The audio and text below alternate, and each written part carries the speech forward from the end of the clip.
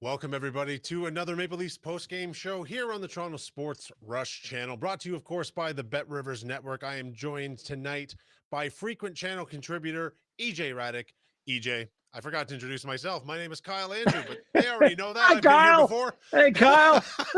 We've already met. It's fine, but here we are. EJ, okay. I think a lot of storylines emerged from the game tonight, but we have to start with that big first line shuffle. Yeah, you know, the money line, the money line. When they're at home, maybe they should just play that song and they can come out and people throw dollars over the glass. But I do love that, Craig Berube is willing to try different things this year. I mean, I've talked about it a lot on the channel. It's a journey. It's a long season for these guys. There's bumps, there's bruises, there's ups, there's downs. You got to keep guys engaged, keep them fresh, keep them, focused on the task at hand. And sometimes you want to move people around. Early in the year, they had a bunch of injuries, right? So they got some new faces in there. They got to see kind of what they have coming up from the minor leagues. And some of those guys played very well. So now they have an idea what they have. They threw those guys a little bit of a bone tonight with being together. And I just think for Craig Berube, it was a no-lose situation because, I mean, they gave up a goal early in the game, right? But he stayed with them. They get to play together. Maybe they like playing together. Maybe they don't. We don't even really know for sure if that's the case. But he gave those three guys the opportunity to play together for the entirety of the game. They had done so late in the game against the Sabres.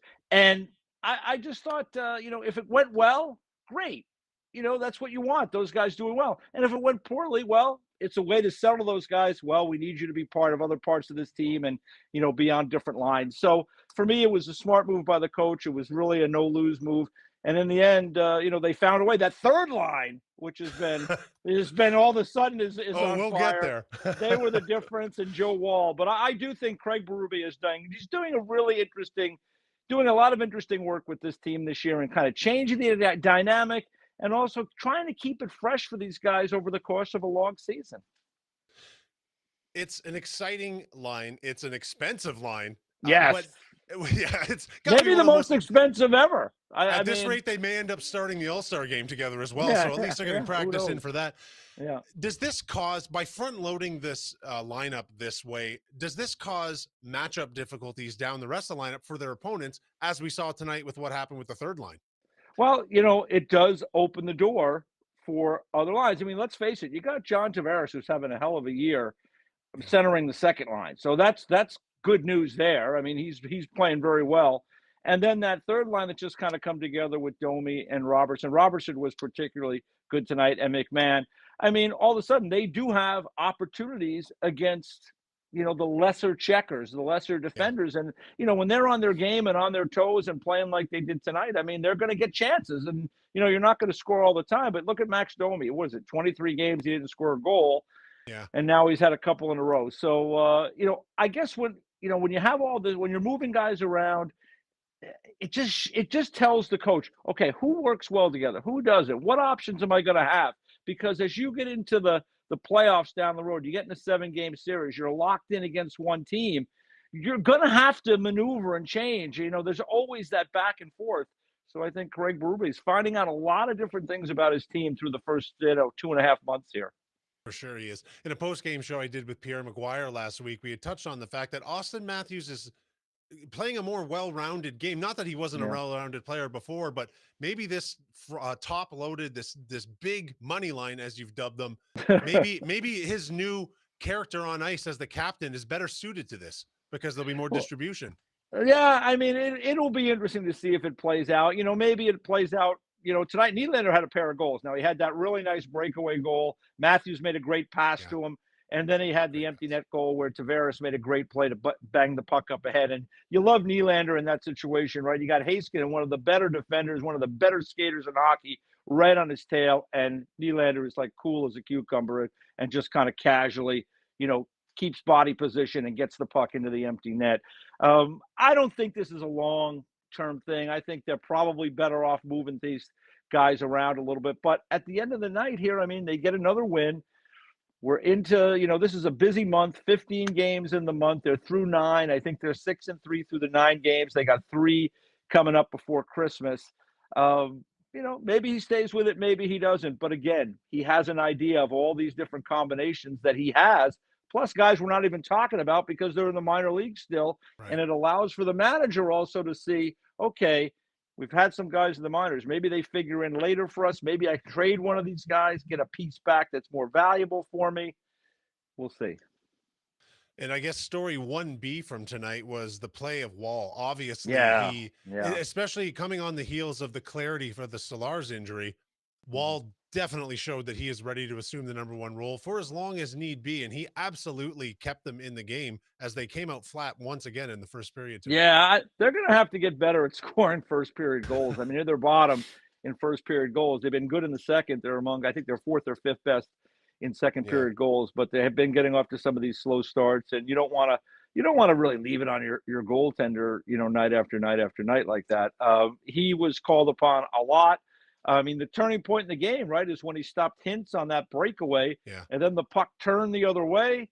They go down, Nylander scores, and then they score bang, bang, Robertson scores, and, the Leafs are off to the races. They get the 3 goals, and I think it was like 5+ minutes. So Wall was the difference, and even late, he had another great save on Heiskanen. Again, it gets that puck goes in. There's more time with a 1-goal deficit. The Stars were able to cut the lead to 1 when they had the extra attacker out there. Tough play. Matthews kind of was down. He didn't get the puck out. Dallas took advantage and scored. But Wall was there. I mean, if it's not for him tonight, they don't win. It's pretty cut and dry. For sure. They were DOA at the end of the first period there once again to being outshot badly. So Wall has assumed the position. The Leafs fans have to feel good about that, but something they might not feel good about in the locker room after the first period, and we discussed this, Blackwell came in pretty hard on him and pretty tight, and we weren't too impressed by the reaction of the Leafs skaters on the ice when that happened.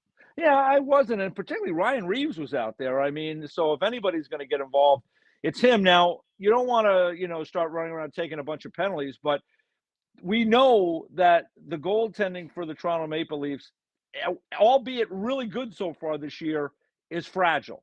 I mean, Wall has had a history of injuries. He's healthy now. Stolarz is out 4 to 6 weeks. I mean, you got to protect your goaltender. And early in the game, Blackwell came in there hard to the net, and everybody kind of looked at each other. But I would think if you're Craig Berube, you might want to make mention that we got to protect our goaltender a little bit better than that. If guys are going to come in hard to that crease, we've got to push back physically, especially early in the game. I mean, you got to push back physically there. And again, not to say that you got to take penalties, but he came in awfully tight there and really, could be a problem. So they've got to do a better job of protecting their goalie, I think, on a night-to-night basis. Well, especially now considering their 1A is out, their 1B is in. Now we're hearing maybe some talk Murray might be back in the floor. Yes, Matt Murray shut out tonight in the American Hockey League against, I think it was Scranton. But, Matt Murray's an interesting story. He was so good for the Penguins in the years that, they won the Stanley Cup. And then he had a lot of injury issues. He had a lot of personal issues. I think his dad passed away at some point there. And, he's gone through a lot.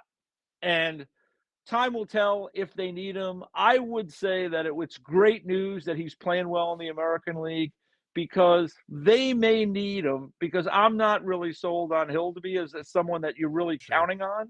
So for me, Murray may get an opportunity in this next little while. And, if he's healthy, he's shown, in the past he could play, at the highest of high levels. So it would be nice, if he's called upon, it'd be great news for the Leafs. And this season, which has been, and I go back to what I've been saying all along, I see the Leafs this year as much more contender than pretender. Maybe this is just another chapter that we're going to see play out in this story, because we know this much: Wall and Stolars, both guys have a history of being dinged up. So hopefully Yeah. they stay healthy. Hopefully Stolars comes back soon and he's fine. But you see it around the league, right? There's a lot of teams that end up getting into 3, 4, 5 goalies with different injury issues.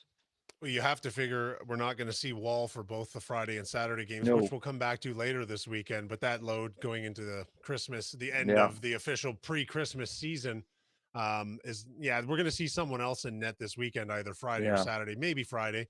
On the I think they're on the road on Road in Friday in Buffalo Buffalo. Friday. Then they got the home games: Islanders Saturday, Yeah, Winnipeg on Winnipeg Monday to night, and follow. then you get the Christmas break. I would think Wall gets Winnipeg, and then we'll see which way they go with Buffalo and the Islanders. But I mean, it's a great opportunity. I mean, those are fragile teams.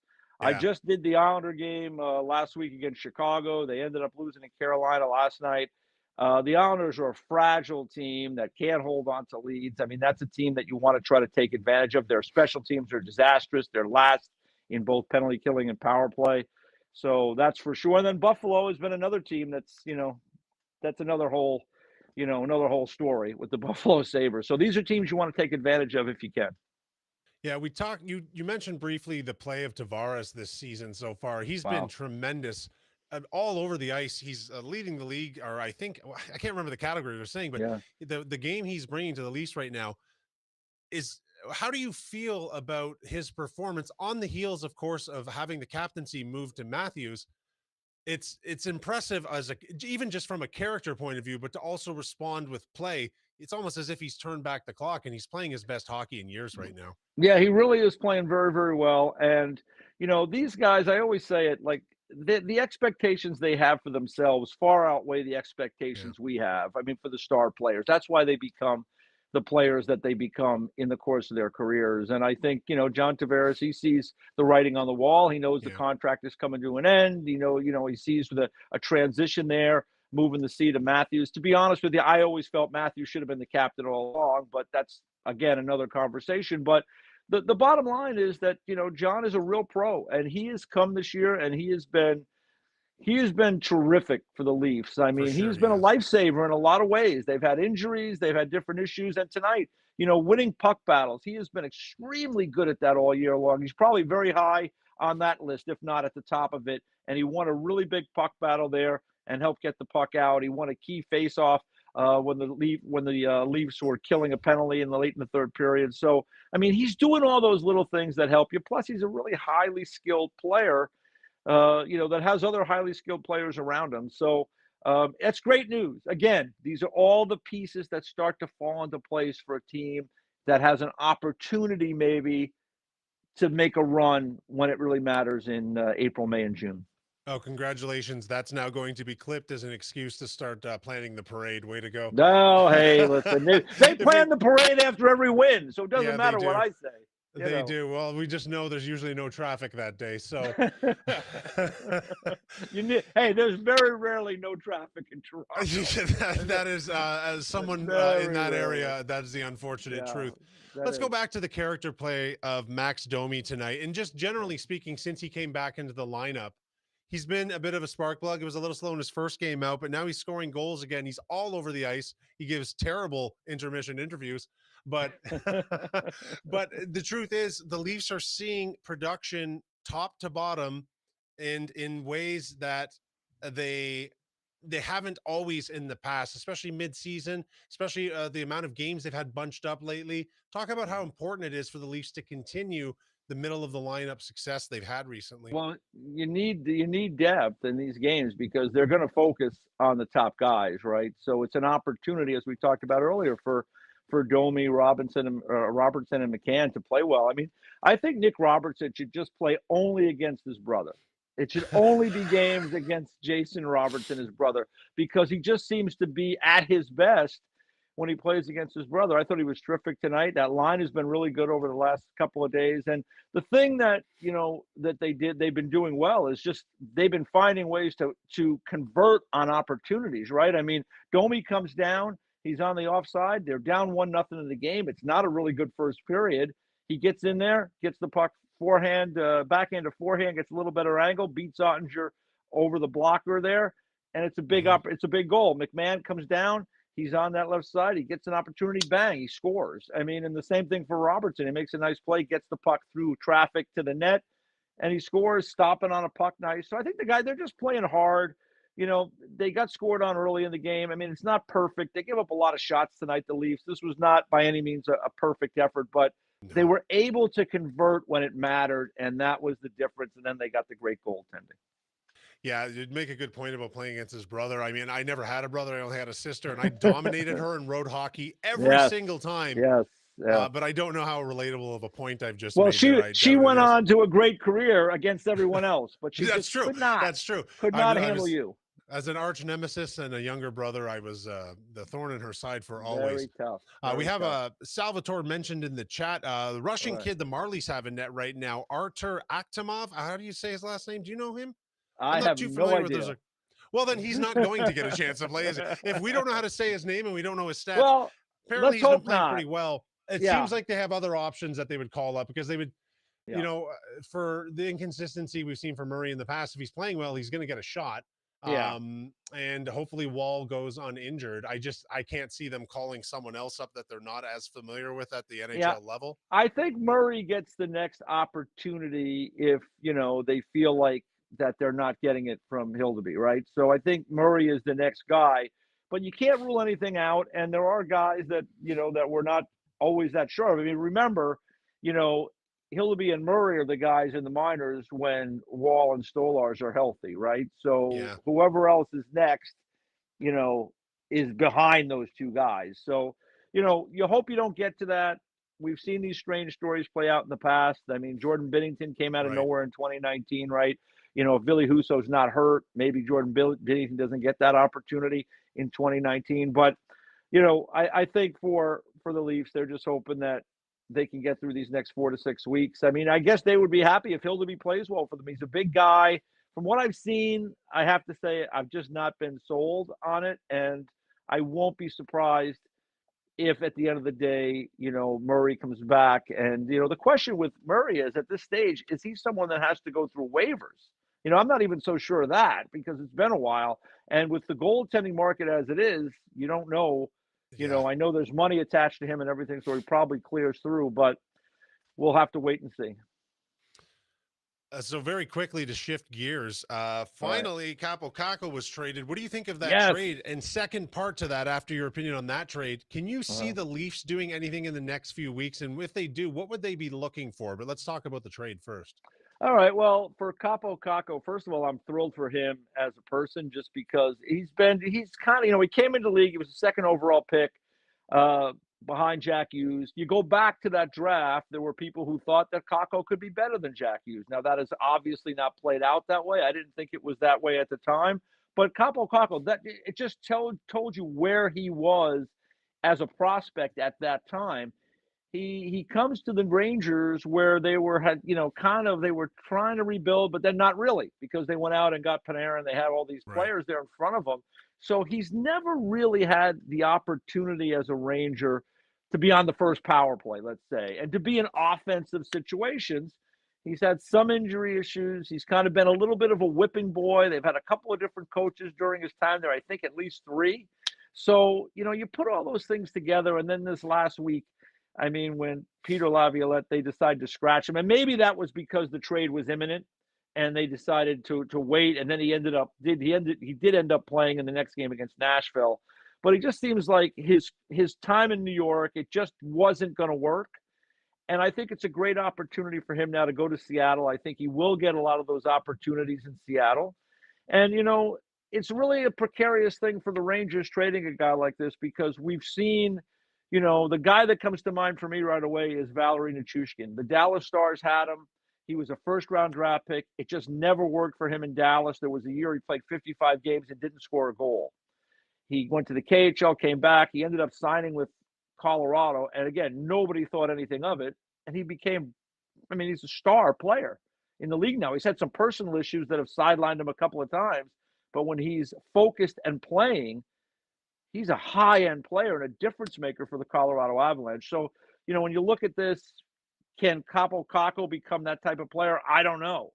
But I think we're going to find out now what he is over the next 6 months, year, 2 years. And as for the Rangers, I mean, he had been so devalued over these last couple of years. It's not like they were going to get a ton for him. So they get Will Borgen. Nobody knows who Will Borgen is. He plays in Seattle. Nobody knows who he is, right? So everybody thinks he's just this guy. He's a seventh defenseman. He's a big, strong right shot defenseman. He turns 28 tomorrow. He hasn't missed a game in 2.5 years. He's hard to play against. He plays about 16 minutes a night. He's not going to give you much offense, but those are the kind of pieces that teams that think they can win a Stanley Cup want.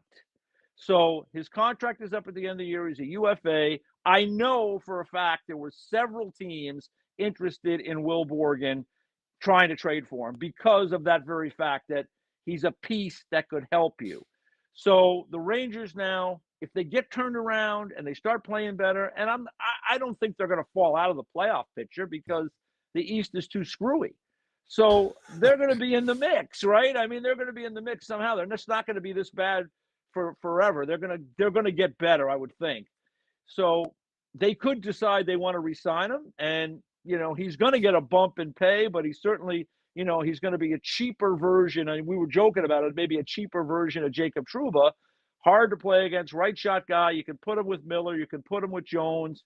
If they do fall out and they decide to trade him, there'll be value there. And I know, I said, hey, maybe they could even get a first round pick, and everybody was beating me up on social media, which is okay. I'm there to be beat up. But I would just say this: in 2021, the Tampa Bay Lightning traded a first round pick to get David Savard, who, when you look at that period of time in David Savard's career, in 100 games, he had like 15 points, and nobody would have thought you would have got a first round pick. I guess my point is, when you get a bidding war over somebody, sometimes you get more than you think. I think the Rangers want to keep him, but we'll see how it plays out. But I think this deal, the last thing about it, there is peril there for the Rangers, because if he blossoms in Seattle, it will not look good. Well, and to that point as well, too, and we've seen this in the past with certain guys, sometimes when you move out of a major pressure media market like Toronto, like New York, like a Montreal, guys flourish because there's no hockey press even comparable out west in Seattle compared to this. So he very well may play better under the lowered pressure. And you know what? One other quick thing, too. Remember, as a Ranger, he was the second overall pick. As a member of the Seattle Kraken, he's just a player that they acquired from the New York Rangers. Right. And so that pressure of having to live up to that is gone now, basically. Like, he can go to Seattle. They want him. They're going to give him opportunity.